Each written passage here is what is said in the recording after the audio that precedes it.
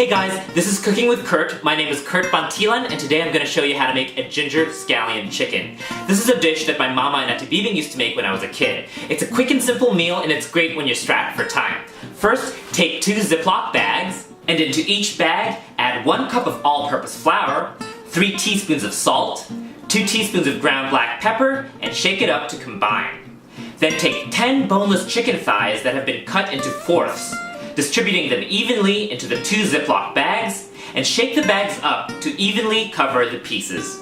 Then take a frying pan and heat 1 cup of oil in the frying pan at medium heat. Fry the chicken in batches, about 8 pieces at a time, till they're slightly browned. Remove the chicken to a plate lined with paper towels to absorb excess oil. Do this with all the chicken pieces. Then we're going to take a big pot, and in it heat 1/4 cup of oil on medium heat. Add a 2-inch knob worth of minced ginger and 4 stalks of scallions minced, and saute this for 2 minutes until the mixture is nice and fragrant and the ginger is slightly browned. Then in a small bowl, add 1 cup of water and mix in 1/4 cup of cornstarch. Add this to the ginger-scallion mixture, together with 3 tablespoons of soy sauce and 2 tablespoons of sugar. Then add 3 cups of water, mix it up, and bring to a boil. When the sauce is nice and thick, turn down the heat to the lowest level.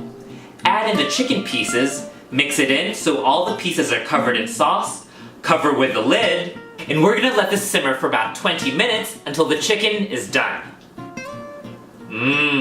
Looks like this is done. At this point, you can, of course, adjust the sweetness and saltiness by adding more sugar or soy sauce respectively, according to your preference. Now we're gonna ladle this over some freshly cooked jasmine rice, sprinkle some extra scallions on top, and it's ready to serve.